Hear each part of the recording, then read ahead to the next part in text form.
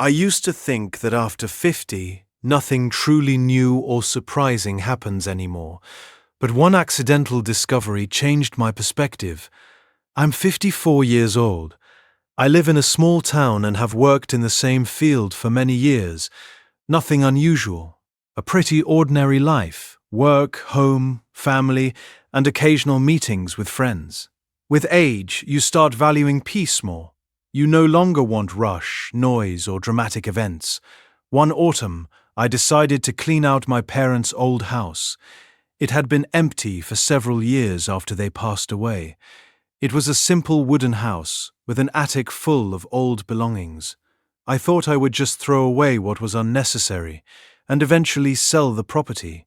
But things turned out differently. The attic was dusty, cold, and quiet. There were boxes of books, dishes, and old photographs. I spent almost the whole day there, and late in the evening, as the sun was setting, I found a small wooden box.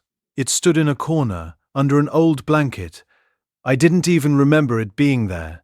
The box was neatly closed, surprisingly clean inside, as if it had been rarely touched. I opened it at home that evening. Inside were letters, many letters, and a few old photographs.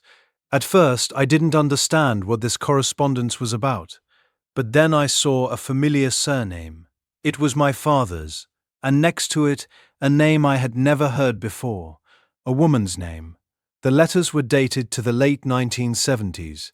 I started reading, and slowly a story unfolded before me, one that had never been mentioned in our family.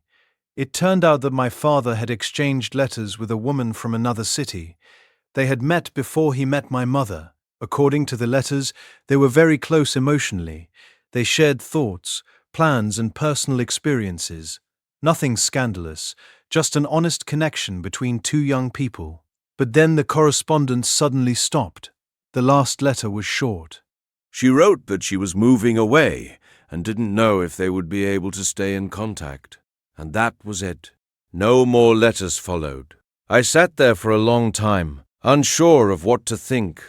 On one hand, it was nothing extraordinary, just an old human story, like many others. On the other hand, it felt like I had discovered a piece of my father's life I had never known. A version of him before family, before me. The next day, I decided to talk to my aunt, my father's sister. She lived nearby, and we occasionally spoke. I carefully asked her about that woman.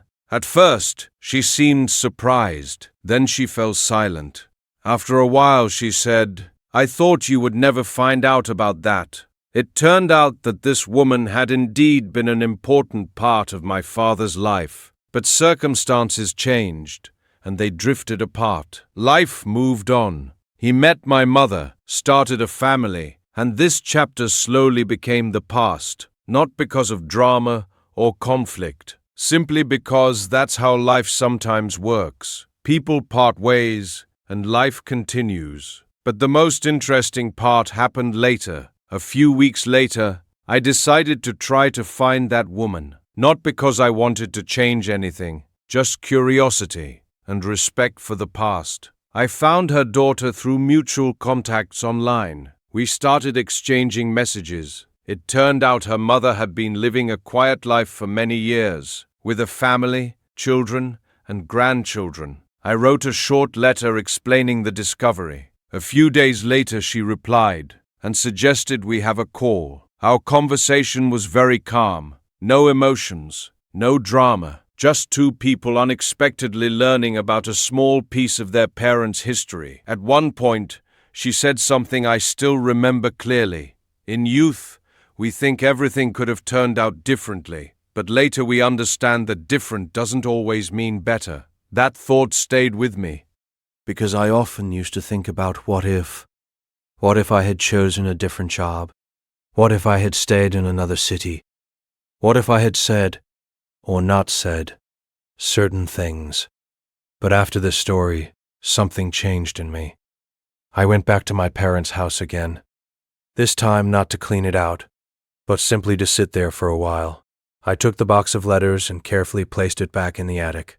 Not as something to forget, but as a part of a story that simply existed.